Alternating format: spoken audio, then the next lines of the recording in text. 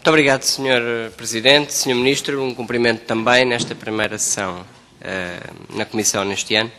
Sr. Ministro, hoje infelizmente surpreendeu-nos muito pouco e isso foi uma pena. Quero começar pela pior das surpresas que tive, que foi mesmo agora. O Sr. Ministro acabou de dizer que não debate com o Parlamento, nem hoje, nem para a semana, aquilo que vai estar em discussão na 7ª avaliação com a Troika.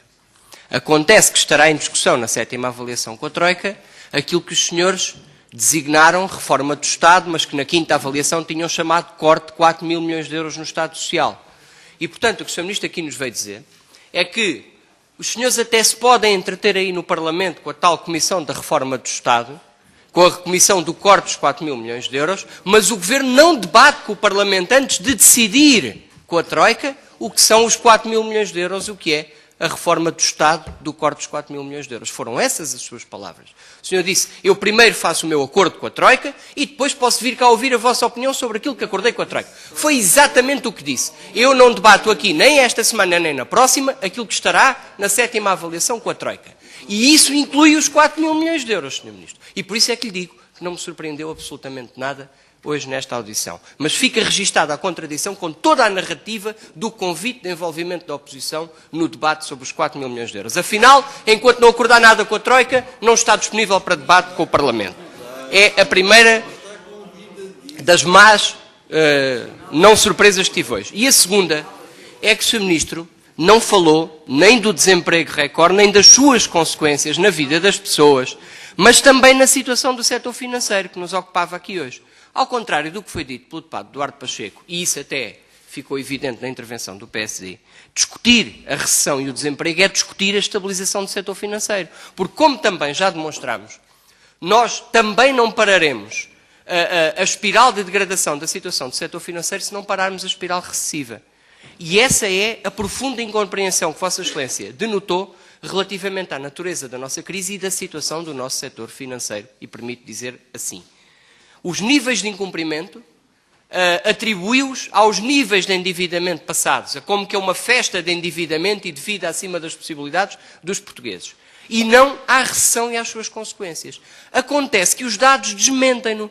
É que o incumprimento, o rácio do crédito em risco em Portugal passou, no último trimestre de 2007, de 2,8% para, o último dado que temos disponível é do terceiro trimestre de 2012, 9,8%. Mais do que triplicou durante o período da crise, Sr. Ministro. Tínhamos um baixo rácio de incumprimento à chegada a esta crise, temos agora rácios de incumprimento. Olha, só para lhe dar um exemplo, nas empresas, nas sociedades não financeiras, nas empresas, por exemplo, em 2007 tinha um rácio de incumprimento de 2,5%. Sabe quanto é o rácio de risco de crédito agora destas sociedades? 14,3%. Então, é uma narrativa de uma festa de endividamento excessivo no passado ou são as consequências da crise, Sr. Ministro? É um erro grave a incompreensão que manifesta e mantém sobre a natureza da crise, sabe? Porque se a sua narrativa sobre a crise, do endividamento excessivo, de uma Europa que viveu acima das possibilidades e que se endividou em excesso por essa via, tivesse alguma razão de ser, a sua resposta da austeridade expansionista, a sua e daqueles que nela acreditaram na Europa, teria resultado. Acontece que não resultou. A estabilização, por exemplo, daquela que seria a festa da dívida pública e da despesa pública em toda a Europa, que tinha aumentado, supostamente, na narrativa que o Sr. Ministro defende e acredita, teria aumentado brutalmente, digamos, as taxas de juro, e, portanto, era preciso a tal dose de austeridade expansionista para responder aos excessos do passado, não resolveu nada na Europa. Só quando o BCE começou, primeiro com as LTROs, com as operações de financiamento de longo prazo dos bancos que passaram a poder comprar dívida pública. E mais tarde, com o anúncio de que não deixará cair o euro, em meados do ano passado. Só com o BCE que fará tudo o que for necessário para não deixar cair o euro, é que se resolveu, efetivamente, ou se começou a resolver a crise das dívidas soberanas.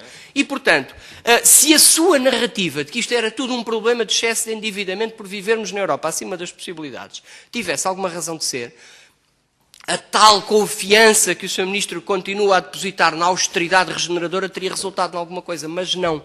É por isso que o deputado João Galamba disse, e eu acompanho completamente, que o Sr. Ministro acredita nas tais fadas da confiança, mas já nem o Sr. Draghi acredita nas fadas da confiança.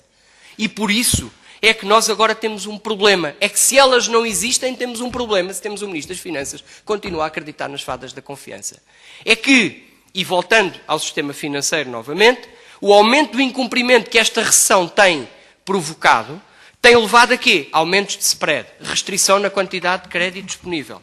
Menos crédito significa menos investimento. Ou se o crédito for mais caro, menos investimento. Logo, mais recessão e outra vez mais incumprimento. É mais uma das formas de lhe demonstrar o que se chama espiral recessiva, agora por via da situação financeira e do acesso ao crédito, Sr. Ministro. E, portanto, ou nós agimos sobre a espiral recessiva, deixando de funcionar os estabilizadores automáticos, ou não saímos daqui. A sua narrativa sobre a crise está errada.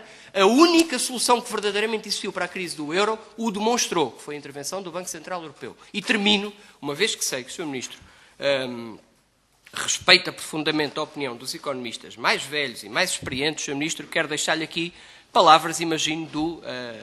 penso que reputado professor Aníbal Cavaco Silva. Devem ser definidas políticas que garantam a sustentabilidade das finanças públicas a médio prazo e deixar funcionar os estabilizadores automáticos. É Cavaco Silva que o diz. Sr. Ministro, é preciso mudar a natureza da trajetória de ajustamento, deixar funcionar os estabilizadores automáticos, sob pena de não sairmos da espiral recessiva em que estamos envolvidos, Sr. Ministro. E isso afeta, e de que maneira, a situação financeira por via das consequências da recessão.